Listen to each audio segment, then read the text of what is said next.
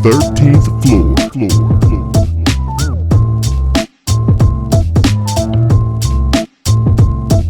The 13th floor. Action. Welcome, ladies and gentlemen, to the 13th floor, where the furniture isn't always the best, but Carol's fake smile is. Hey.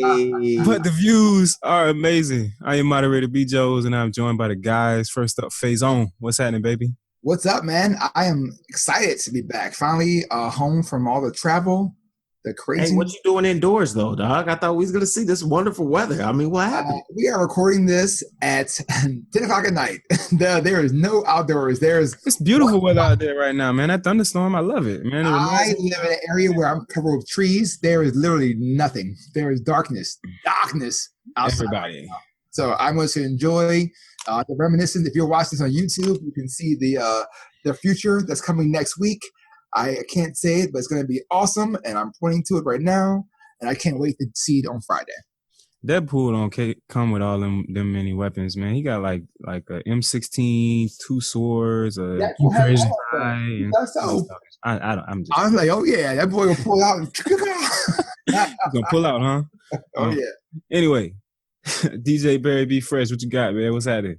And we out here, we living another week. What's popping, people?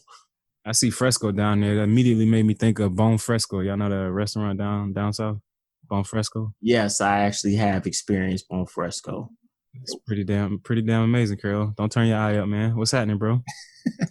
Nothing, man. I never heard of it, so I was just wondering, like, if it was good. Bone Fresco, like, what do they say? A bone broth? Is it a bone broth restaurant? What is bone, it? Like Frenchie.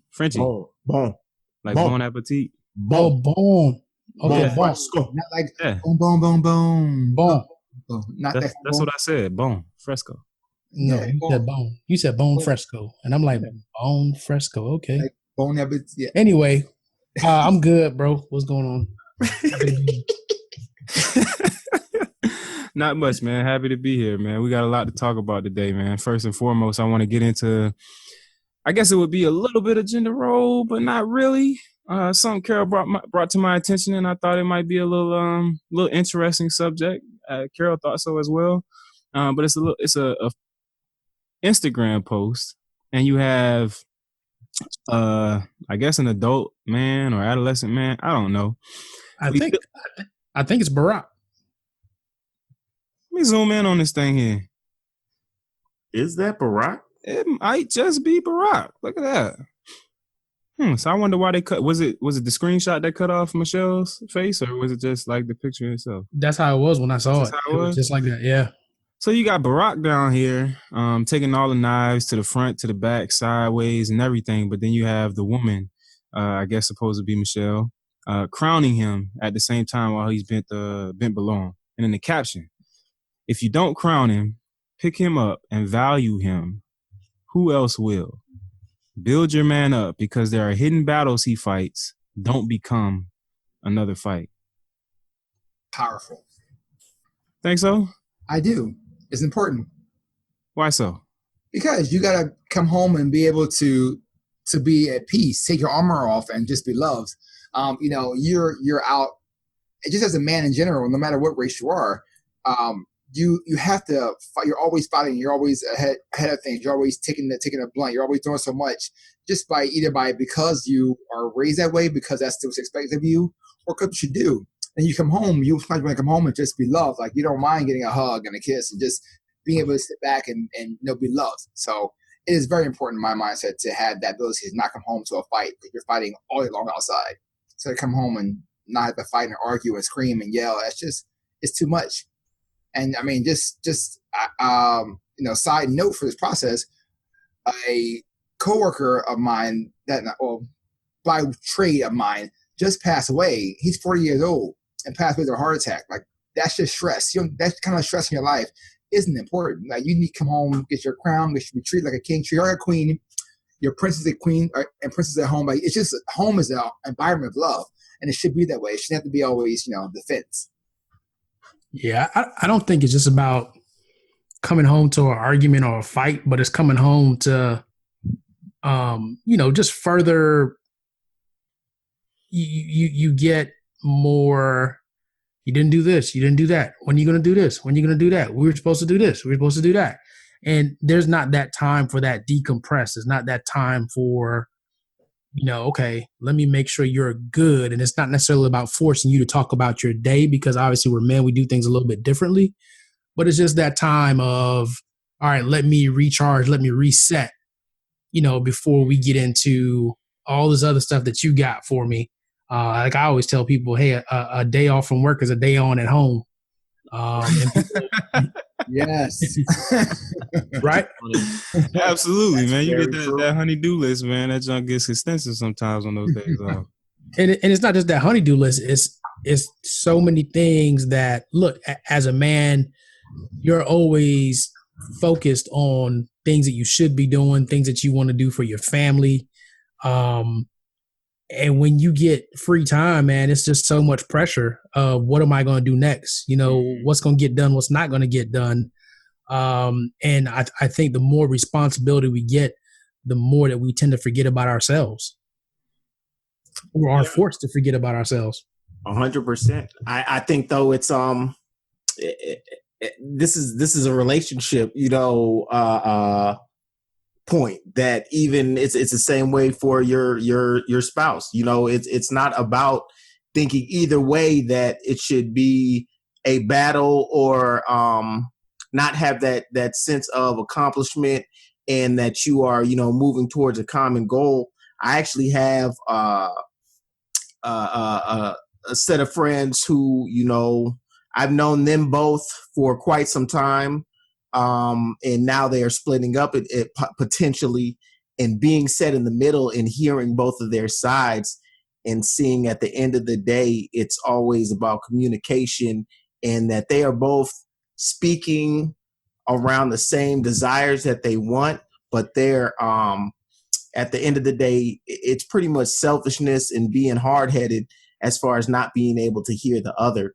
And they have a common goal, but not allowing, each other, letting the little bickering, letting the little things that, just like Carol's talking about, those, if I can't come home and decompress and I'm always feeling pushed down or feeling like, yeah, you did the dishes, but you didn't wash the clothes.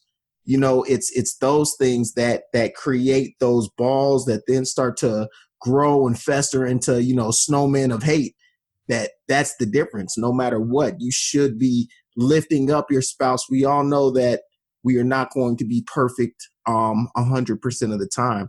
But when you can have a better acceptance of, recognizing those down moments and not applying more pressure, that's what really allows for the sustaining of relationship.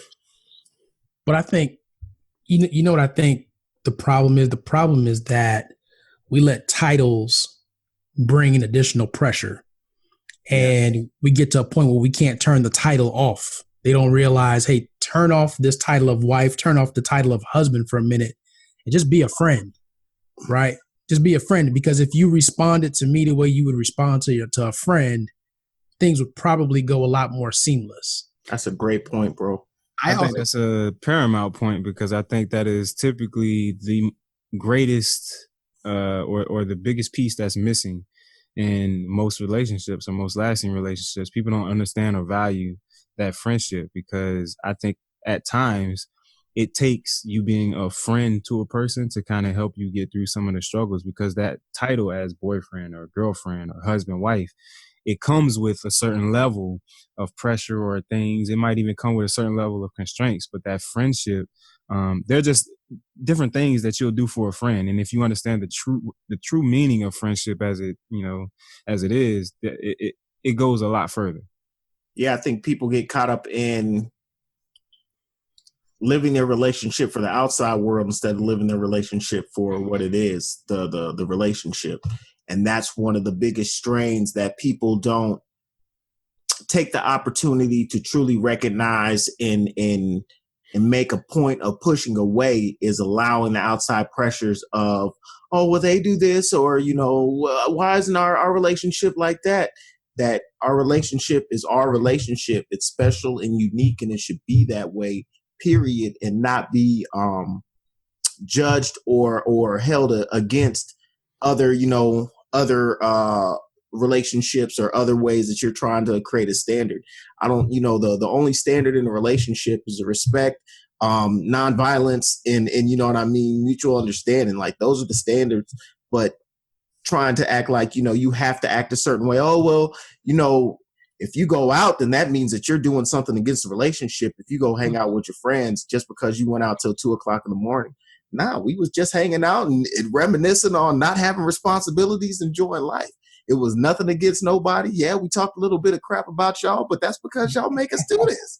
You know what I mean? That's the difference. It's about that ability to push out the outside and keep, moving towards that common goal of, we just ultimately want to be happy, period. Yeah. And, let's tag Faison in because clearly he puts the most pressure on us from a spouse standpoint, right? 100%. Do not. I do not. Well, listen, we way back in the beginning, EJ and I made a decision that we're going to treat each other the way we treat our coworkers at work. There's no yelling, arguing, screaming. You're very respectful. You do what you got to do. And that's helped us a lot because we both have such, demanding jobs that we know that it's important to come home, that we need to compress. And there are days where, I'm very, very action oriented. I'm detailed. I like to do things a certain way. And EJ can do things differently. She can let things pile up a little bit. And sometimes I had to realize that in a relationship, I can't continue to be like now. I gotta be like, you know what? I'm just gonna knock this out, do it for her, or let it pile up and I do it later on. And that's something that I had to learn. So I had to learn how to give her a crown because it's just important both ways. Like men always say, hey, she take care of us, but they get the same pressure. It's just different. Like it's just hard to be a woman in this world, and no matter what rate, no matter where you are, age, it's tough. So when you come home, you expect to go on and bam, now I'm a wife. Okay, now I'm a mom. Now I'm a worker. I'm a CEO. Or I'm at this, and that's a lot of pressure on them. I mean, being a dad, being a husband, being a boss is fine, but a wife, a mom, a boss, a sister, a daughter, man, I see the pressure that gets piled on her, and I just try to be there to make sure that she can just relax and take her off and go, no, I got it. You're good. Go ahead. I'll take care of this or I'll do that for you. Like you just go to sleep. Like it's cool. I think where we go wrong, fellas, is that in the beginning, you do things that are outside of your character. Like, for instance, you might not be the neatest person in the world, but in the beginning, you're going to have a date or it's going to be Netflix and chill night. So you clean up everything. Everything is spotless. Or you don't cook. Like that's in my case. Like I don't cook regularly. I hate cooking. But when I first started dating Wendy, I cooked a couple times, and she thought that was going to be the norm. You're a great cook. You're an excellent cook. What are you talking about? When he cooks, he does it. When I cook, right? When I cook, he could cook for like a family of 40, but then he won't cook for like ever. Right. I won't cook for two. Right. Yeah, Carol never cooked while he was in Maryland, man. That bro was always eating out. Like always. And it's just because, look, I don't have time, man. Like, oh, I absolutely understand. Again, the pressures of everything that needs to get done, cooking falls all the way to the back of the list. Because that requires me to go shopping. That requires me to season. That requires me to wash dishes. I mean, there's just so much that goes into it. But to get back to the point, I think if people were a lot more committed to being exactly who they are in the beginning of a relationship, there's certain expectations that would just never be set. And I think you would greatly reduce the number of failed relationships because you wrap yourself in this paper that's not reflective of who you actually are. Mm-hmm. And then once you get so deep in, you just feel like, oh, I got this title now, I got to stick with it. And you just get frustrated because it's not really the ideal situation that you want. So I think the more people are true to themselves in the dating phase is the better result you're going to get when you move and you actually get titles involved. I tell people all the time, relationships are the biggest job. Your family is the biggest career move you ever make. And it's the hardest job because it's the job where it's extremely hard to quit or be fired, right? You have to do some extreme things, but yet at the same time, you compromise yourself a whole bunch just based on, you know, your heart and your love and passion for that other person. The ability to compromise and to go ahead and do the things that you look at yourself like while you're doing them, you literally can see yourself out of body experience like, fool, you were so soft. What are you doing? Why are you letting her? But there's a reason to it. And it goes twofold that, yeah, just like Carol said, the authenticity of exactly what a job. If you come into a job, oh yeah, man, I do everything. I'm amazing. I have no issues. You can just put me over here and I'm going to get it popping. And then all of a sudden they put you over there and you can't get it popping. You're going to get fired. That's just the reality of the situation. And it's the same thing in life. When you put on these false airs, and not necessarily false, there's a difference from, you know, Carol enjoys cooking. He just is not trying to cook every night. So there was nothing wrong with him showing, hey, I enjoy cooking. But maybe he took it to the extreme a little bit where he went ahead and did it on the first 3 or 4 dates, you know, that came to the house instead of one of those dates doing it. And it's those things of being able to, there's nothing wrong with stepping out of yourself in order to, you know, in a sense, kind of take things to another level, but at the same time, always be true and authentic to who you are. And so that you always display that same person that people can feel comfortable with knowing who you are over time. Right. I should have ordered Papa John's that first night. See? Start low and build up. And build up. Yeah. I saw a picture that you made what steak? What it was like literally a year ago today. You made that I think it was prime rib or something. It was like a double bone-in joint. Oh yeah. You know what I'm talking about? Yeah, you had the herbs on that bad boy. Oh yeah. Tri-tip roast. Yeah. Our first date, I let her know who I was. We went to go see Nine, which with Fergie and the dance movie, the musical. That I introduced her to Puss. She met Puss. We went to eat at a restaurant that was like weirdly, and I was like, listen, I cannot afford to buy you any kind of fancy bag, but I will get there at some point in time. And that was set early. And she still to this day will tell her friends, when we first dated, he took me to this weird movie, and I was like, he's kind of a weird guy. I met his cat. He said, you know, the cats, and he told me that he can't buy me a bag, but he bought me some bags now. He said in time he'll get it for me. So that bar was set really low. Yo, baby. Be lucky that we even doing anything right now, because we should be sitting here with Puss. All I hear is under promise and over perform. That's all I'm hearing right now. Hey, so I have a question. Given with since this picture seems to highlight the Obamas, do you guys feel, given the great example of Barack and Michelle, that women, specifically our Black women, understand the supportive role that they play in the relationship? And I say that by meaning, if you look at all of the great things that Barack was to accomplish and him having Michelle behind him in that supportive role, we don't know what goes on behind closed doors. I think Key and Peele did a great job of showing what Barack is really thinking and expressing when he's having to go through these things as president. But the impact of having that strong woman, I think we referenced it a couple of weeks ago when we talked about the wives of Kanye, the wife of Kanye versus the wife of Jay-Z. Do you think that there's a greater level of understanding given that great example that they had between the Obamas? Carol's thinking right now, so I'll jump in and then he'll come something very prolific and like make me feel really small, and that's cool. I'll take that. That's his role. But I will come in and say that I think it just has to do with their background, their current background they're in, environment they're in, and how the woman will see their importance or to the man or to that man, whoever it may be. As they get older and get more independent and have different friends around them, evolution, education changes them, or the environment they're in. But if you're in the dead, I can go home right now in Philly, and if I was married, meet some random girl that would not be the same as a woman who's been educated, who's been in a different environment, lived a different life, and understands the process behind how important it is to take care of a man, or the woman who's I'm about my money, give me this, give me that, I'm on my own, I don't need you. My mom is super independent. She's very, very strong. Like, she can do things by herself. And she still to this age is learning how to be like not such a strong woman that because she was by herself. She raised me by herself, always been by herself, did what she needed to do. So now she's married, she has to be able to say, hey, I'm still strong, but I understand the importance of my husband. And she's learning that today still at her age. So the environment she's in is what's changed that. I think it's to answer your question, Brett, I do believe that everyone has been more enlightened on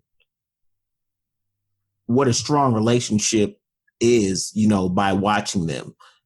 Period. Like just seeing their dynamic as husband and wife, understanding how crazy that whole situation as far as everything that went on, like the conversations had to be insane, off the scales, and to be able to have somebody to come home, diffuse, still be able to push away all the BS and not have Barack, rip out all his hair. And actually, while he does have more gray hairs, he is a more fit and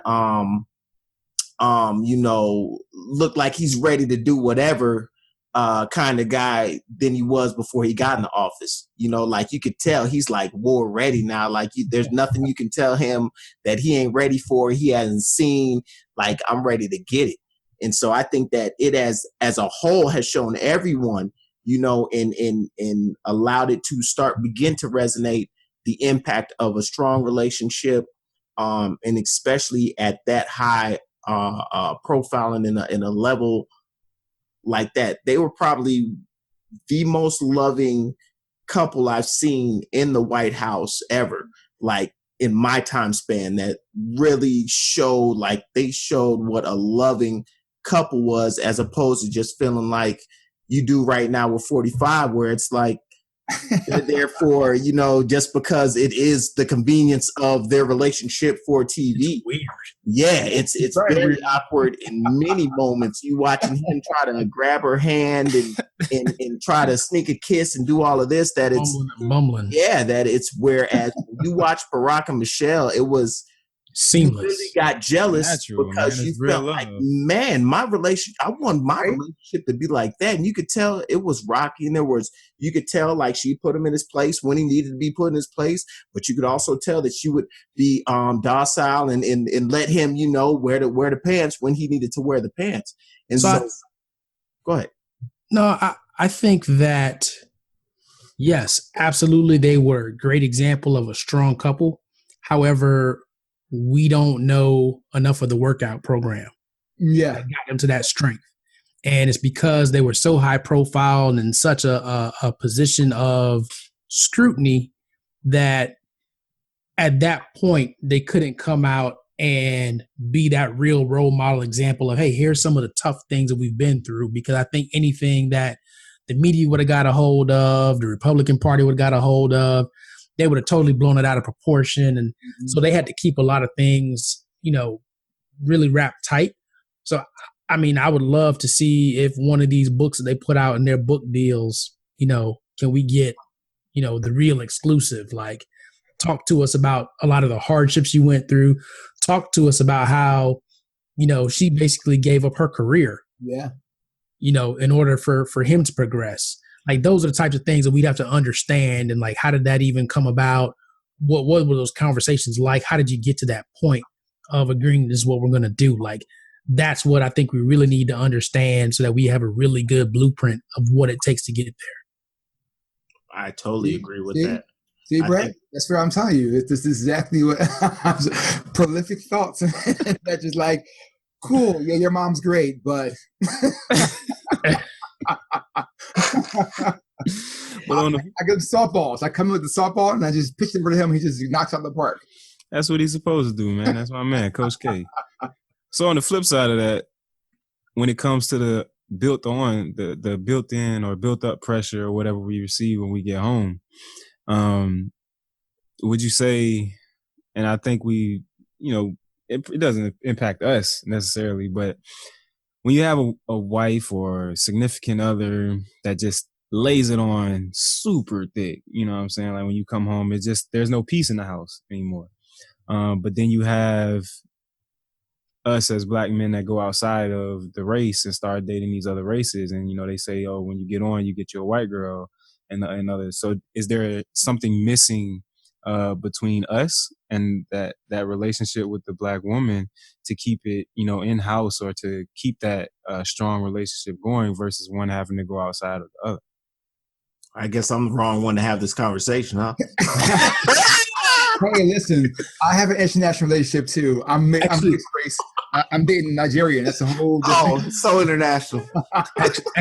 Actually, Ian, I would say you're not the wrong, because I could totally see coming out of her mouth with the one thing that I think is the breakdown point of, I don't need a man. Right? Yeah. And I think that's one of the biggest things that has broken the quality of relationships, is that always being hung over our heads that, look, I don't need a man. Mm-hmm. And now it's at a point where, look, I don't even need a man. I can go get a female. I can go get a woman. And yeah, there is that. And I don't even know. I think I've seen data that says it's not true, that the number of black men, successful black men, that turn to white women is very small in actuality. And we'll have to get our fact checker to look that up, and we can post that. But I think that's a fallacy. And it's just one of those things that, because there's just so much myth and just so much thing that has been pumped into our heads and kind of programmed, that we start out already in a hole. I think so. And I mean, I would expound upon that, because it's like, you're giving all of these foreign pictures. You start out not even valuing the black woman on the same scale as an adolescent. So you go the opposite direction. I think it's a fallacy as well. I think that when it comes to who we end up dealing with or whatnot, I don't necessarily believe that there is lost value in, the black woman, but I just don't believe that we automatically go the opposite direction. I think it's all learned behavior sometimes. The way, or I guess the rise of the black woman, and even the black relationship, man, from shows like Black Love, from Will and Jada, and how they put their relationship out there, and then even the show that she has on Facebook now, I believe, with his It's on baby Facebook. mother, right? Her mom. Red Table Conversations or something like that. Something like that. You know what I'm saying? Like you get so much more value out of those types of shows and everything. So it's not necessarily that, we run from that black woman or anything, or we devalue it. It's just, it kind of happens. And sometimes we're just programmed that way. Well, I think it's partially, if the media, like, you see that because that's what you see in the media, or like, because a couple of basketball players or a couple of football players, have that, all of a sudden they're highlighted, and that's what's seen. Just like Carol said, I'm pretty sure the stats on, say, African American males who make over $250,000 a year and more, like, you're not going to find some large percentage of them are married outside of their race. Like, I seriously doubt that. But I think it's also, your relationships are a product of your environment and who you have access to and who you interact with. And I believe the internet, of course, has, broadened the landscape of who you're able to come in contact with. But at the end of the day, preference is preference. You're going to fall in love with who is able to make you feel that special certain way. And I don't feel that it naturally falls on race as much as feeling. It falls on race because I'm naturally in an environment where the majority of the people I see are, and interact with, are my same race. Whereas now you have the ability to, I don't even come out of my house and I'm able to talk to, 300 people today, all different types of races. Mm-hmm. So my last question about this picture, and I might have been reading too far into it, but the statement "build your man up." It kind of struck me a little differently, because I kind of don't feel like it's the place of a woman to build a man. I feel like they should be built, not necessarily on their own, but I think, and I hear it in conversation all the time about, oh, you got to raise the man in the relationship, and you got to teach him how to do this and do that and things of that nature. I think we and I'm specifically talking about us on this podcast because I think we're great examples. But we have to be much better about giving that example and showing that example as we do here on the 13th floor, so that our young men grow into what they're supposed to be and how they're supposed to be into a relationship. Because I don't necessarily think that responsibility falls on a woman. And that's immediately the first thing I saw was how the woman kind of just is given that responsibility, and this is supposed to be her to create this man into what he's supposed to be. And I don't think it's about creating him into what he's supposed to be as far as more much as it is about helping him become a better person. Because in myself, I think I'm an awesome man, great man, but I feel every day I learn something new from my lady that, I need to, enhance on myself, and not on some knick-knack, you're some real life growth stuff, but there are ways to enhance, and especially with we don't understand females. It's impossible to, but there's always pieces that get brought to us to enlighten us on thinking on that other side of the spectrum. I think that's more about what it is, and it's a mutual thing where there are pieces of sometimes your lady has that. Why do you laugh with your friends this way that you don't laugh that same way with me? And it's not because there's any, there is a difference, but it's still just that, well, it's not the same. And they have to learn that it's not like you're trying to push them away, but it's just, the bonds are different. Things are different. Stuff evolves, and that understanding, that growth, that learning continues. That it's not about building you as a person from scratch as much as it is about helping you keep on achieving and get to the next level and have that growth and evolution. Yeah, I totally agree. I don't think it was from a standpoint of building the man. It was building him back up, because when he goes out in society, there's so many things that want to break him down and just keep grinding him. So he comes back to that safe space, and now you have an opportunity to now reinforce to him how good he is and to come back up. Is what I think. But I think there's a deeper piece in that, Brett, and I don't want us to move on without addressing it, right? So it says, build your man up because there are hidden battles he fights. Don't become another fight. So I think what's key in that is that if this is your partner, why are there hidden battles that you're fighting, right? You should be able to share with that person so that the two of you can take it on together.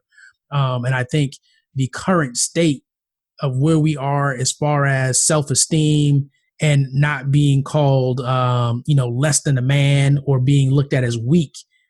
That's why we don't come forth and talk about the battles that we're facing, because we're going to get hit with all types of stuff. And I think we have to get to a point in just our mental health where we are so confident and it's fine. Look, I'm sharing this with you as my partner. These are the things that are going on. Mm-hmm.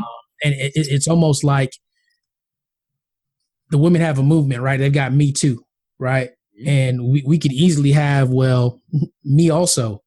Or, I too, right? Me as well. Yeah, me as well. We're going to take that one. Me as well. Right. Me as well. Right? We could easily have that, but I don't think that we come out and openly talk about all the things that we face enough for it to be recognized. And I think we are fearful that it'll be looked at as an excuse. Oh, it's just an excuse for you not to do whatever it is, you said you were going to do. So this is my mode of thinking. And you guys let me know if it's fair or not. Because at this point in my relationship, I don't know, like 2 steps away from marriage or whatnot, I feel like if... Ooh, you're going to get in trouble for saying 2 steps. You should have said...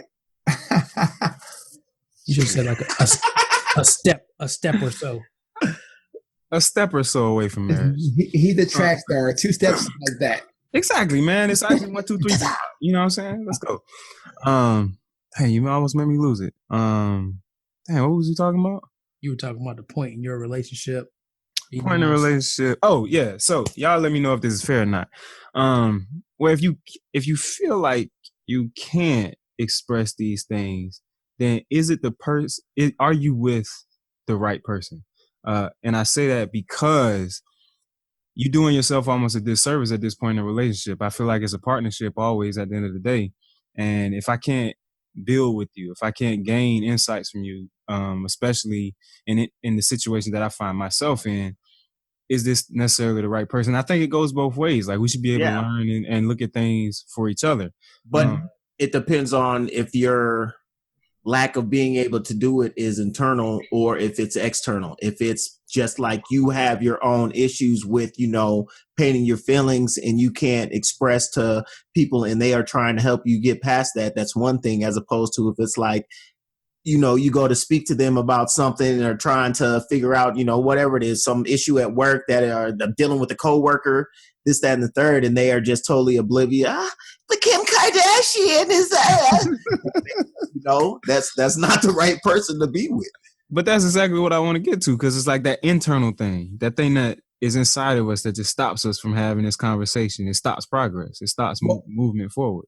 You gotta grow as each other, as a man, as a woman, and then as a couple. And if you're growing faster and you're developing yourself faster than your counterpart, your woman, your wife, whoever it may be, not your wife, because at the point you found her.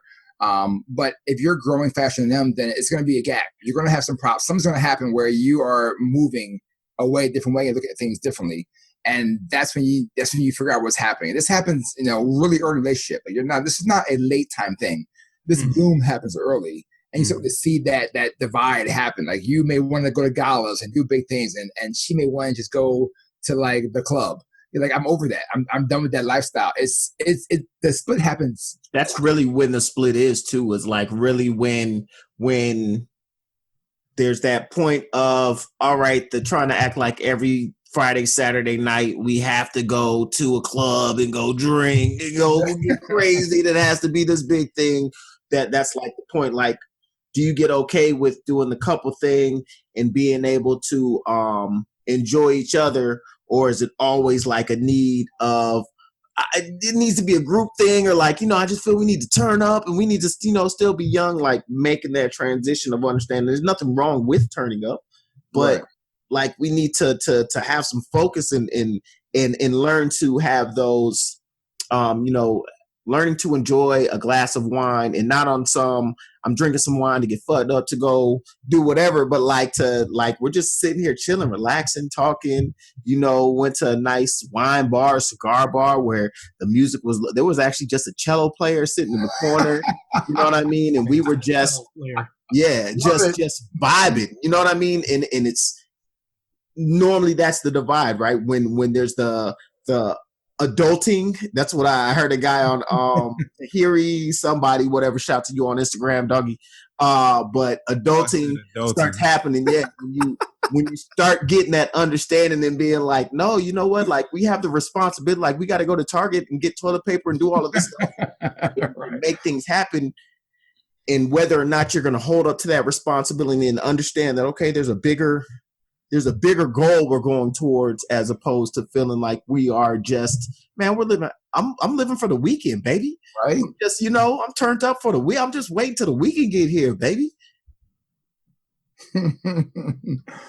Yeah. It's awesome. Made me laugh. Thank you. Do you, moderator? Yeah, I'm about to say, Brett is about to make me have a big headache right here. I thought Carol was going to jump in, man. That's it, man. That's all I got, bro. What's up? But the floor is open. I'm leaving it to you guys. Before we were having a discussion on, there is a new Spike Lee movie that is coming out. Black Klansman.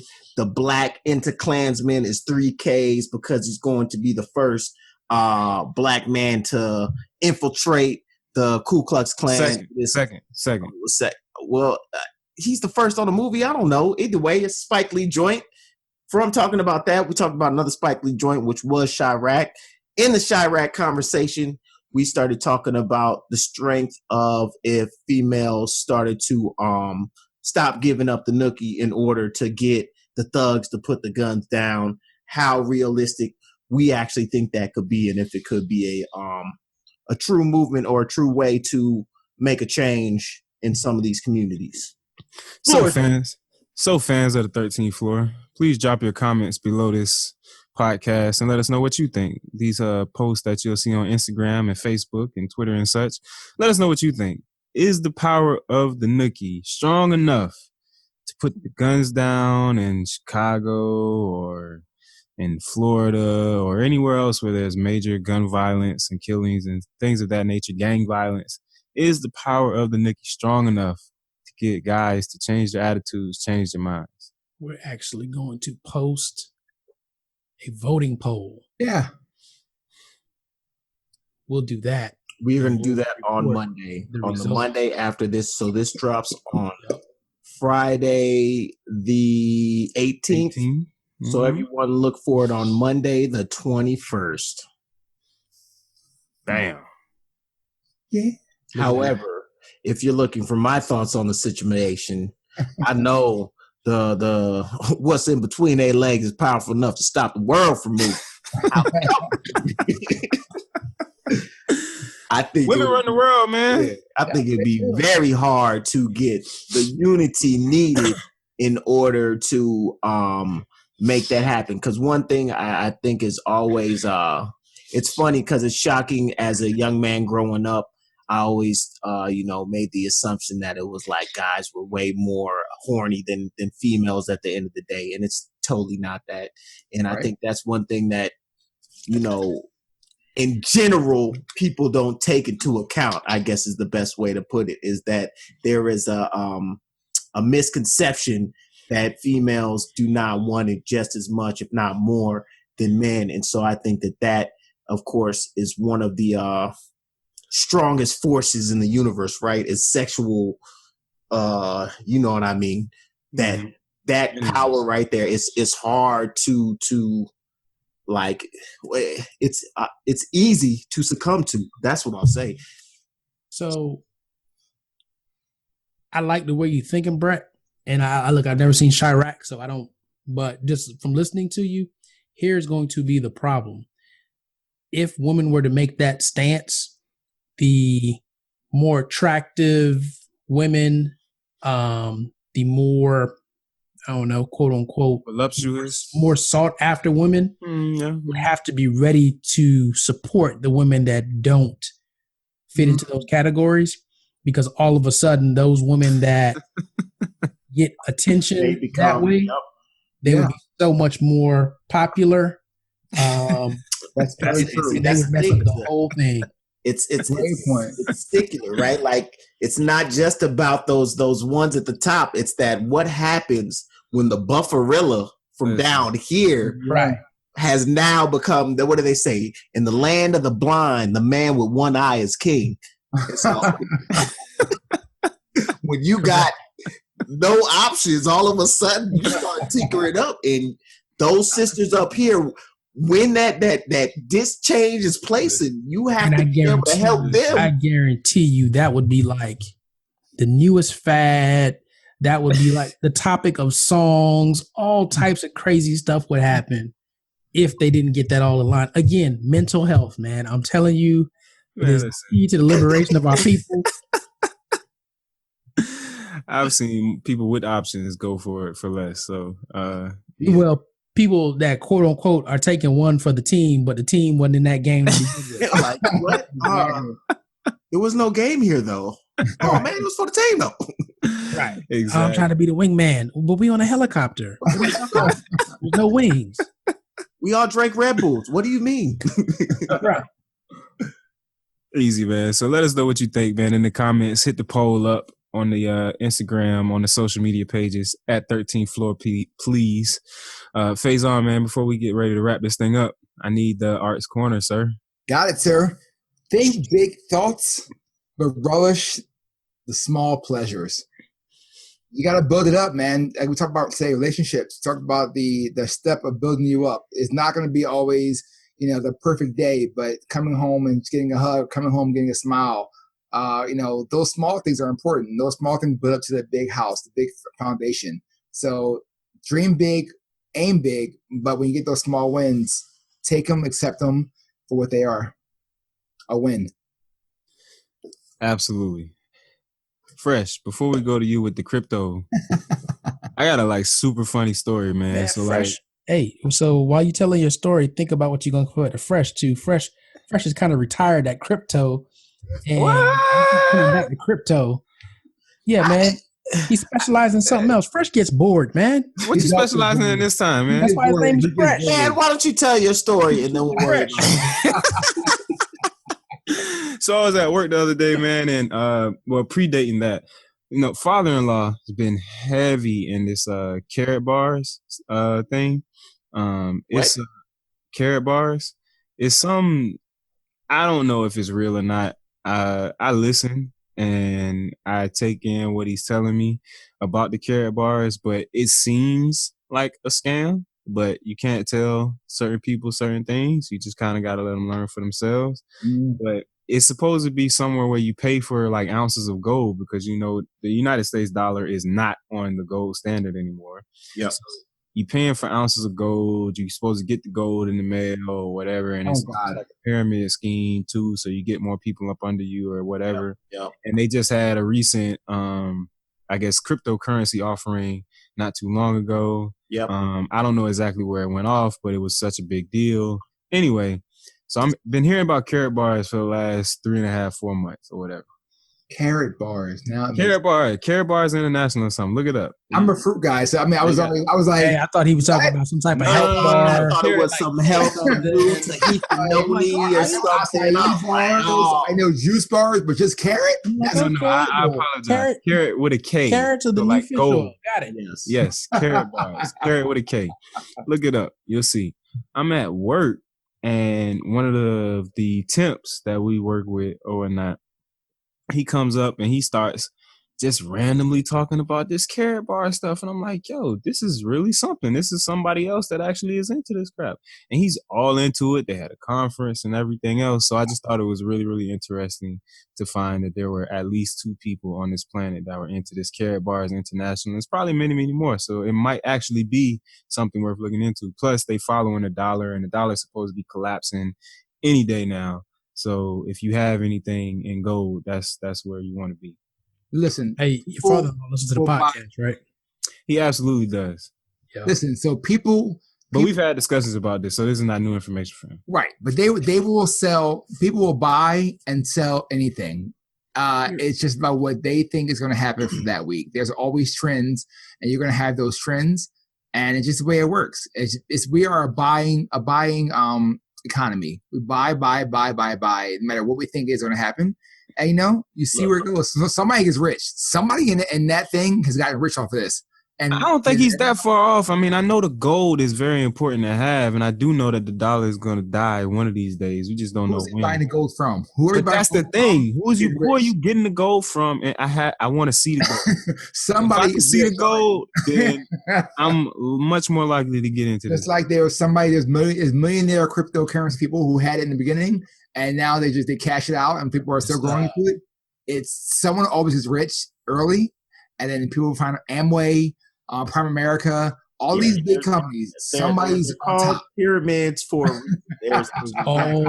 it's all the previous owners of the Cash for Gold stores. Bam. They have now melted down all the gold, and they are redistributing it. In crypto, yeah. Fresh, what's the fresh take this week, man? What you got? Well, that's actually a perfect segue, because I actually do in the crypto space hear a lot about the various gold exchanges, and one of them that's hot right now is called Mint Builder.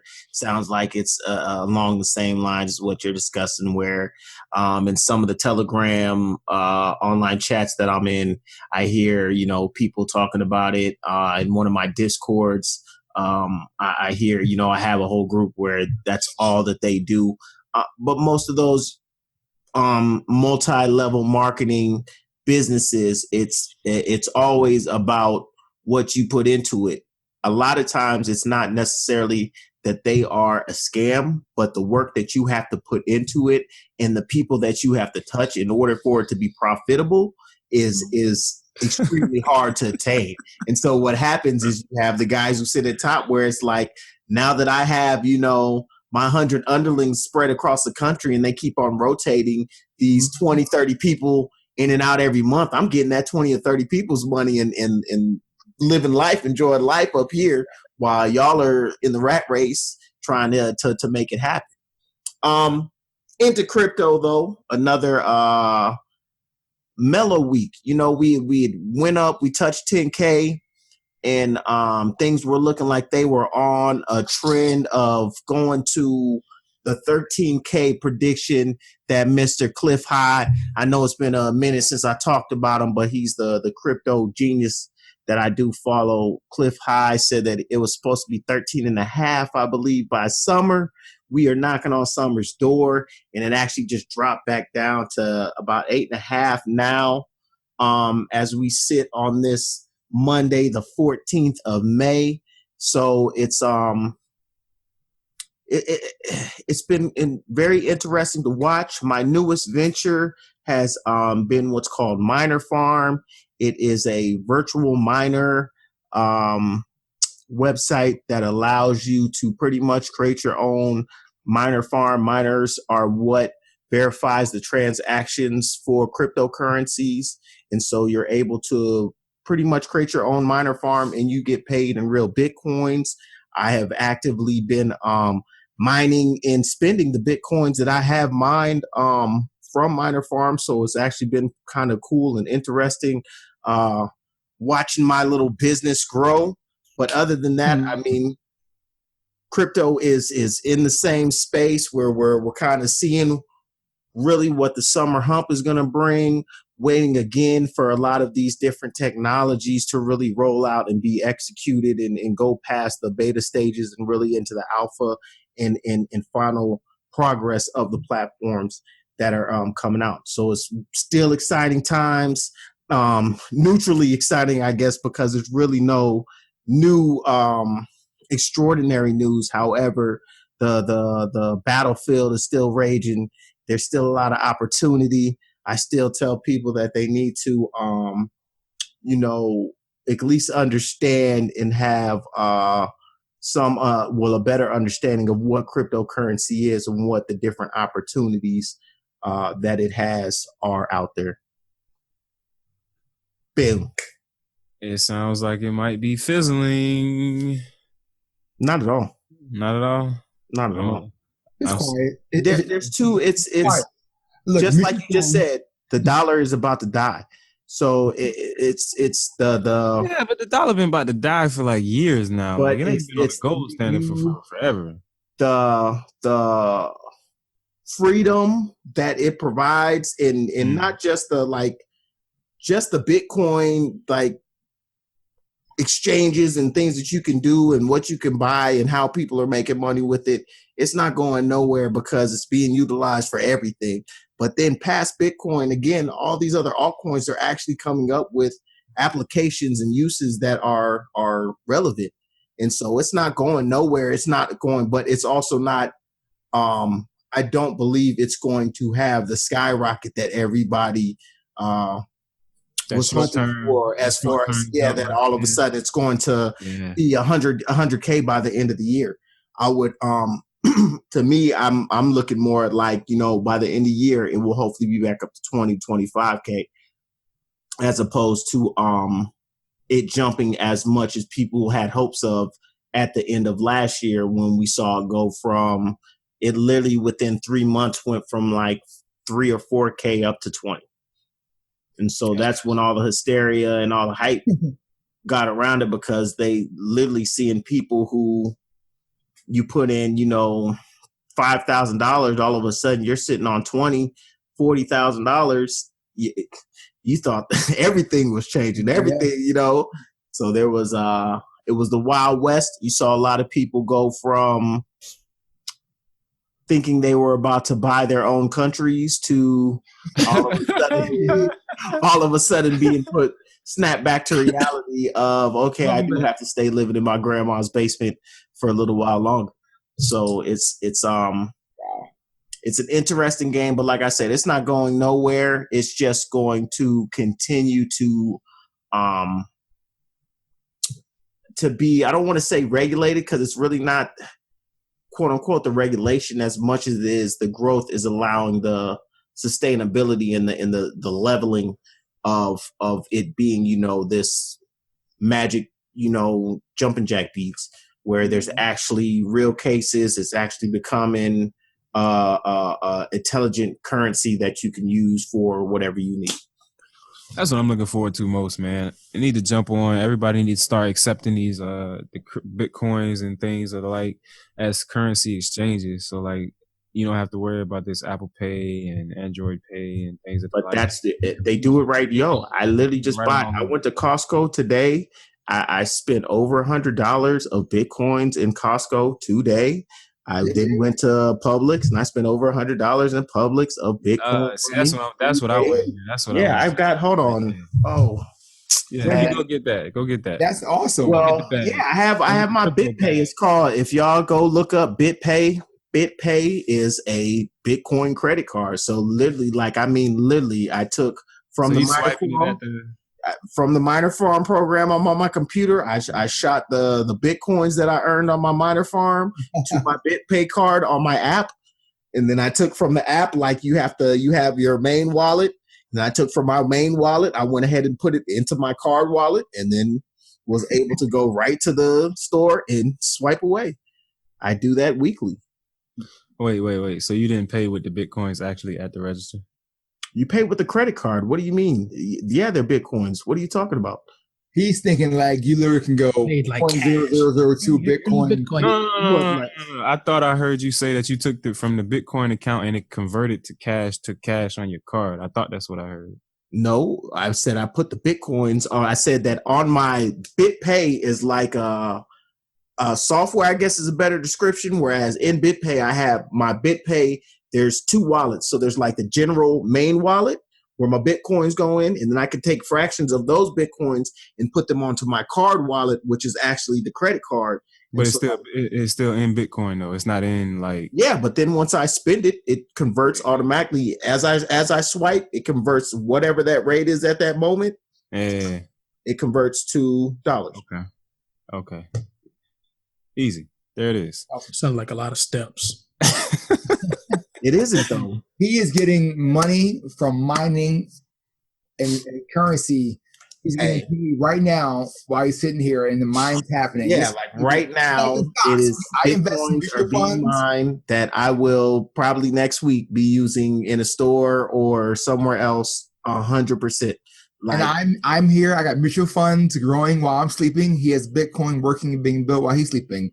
At the end of the day, there's money somewhere else that's being done for you, and it all depends on how you want to get there. Fair enough. Coach K, you want to wrap us up, man, so we can get up out of here? Let's wrap it up. Real talk. And that's going That's on. going to make the blooper reel. You know, Carol never really has a whole lot on there, right? It's always like us. Which is funny. Oh, you know what? You did have the was it Frankie Beverly? Not Frankie Beverly. yeah, he did have It the was Frankie Beverly. Frankie It was Beverly. Yeah, it was Frankie Beverly. He did have that. That was a good one. Oh, and I got the hat backwards today Yep, too. he about to have it again now. About to have I thought that's why he turned it back. Now I remember. Yeah, I thought that's why he turned it backwards. He didn't want it no more. That's hilarious. But what I was really going to say is that I think the best thing out of the conversation today, and it's going to flow over into so many different areas of your life, is find out who you are and be that person. Don't try to be somebody else. Don't try to come out the box when you know you can't sustain it. Don't make Cornish hens and pineapple rice and dessert on, the first date. Actually be who you are. Do what you would normally do. And in every situation, I guarantee you, the things that are supposed to be for you, that you're supposed to involve yourself in, they will happen. They will happen with a lot more authenticity and a lot more longevity. Absolutely. I'm a pasta first date kind of guy. It's cheap, it's simple, keep it easy. And the wine, pasta and wine. There it is, ladies and gentlemen. We are done here on the 13th floor. It's been great. See y'all next week. But that's it. That's all we got. 13th floor, where the views are amazing. The 13th floor. You can get up here any way you want. There's only one way down. The 13th floor.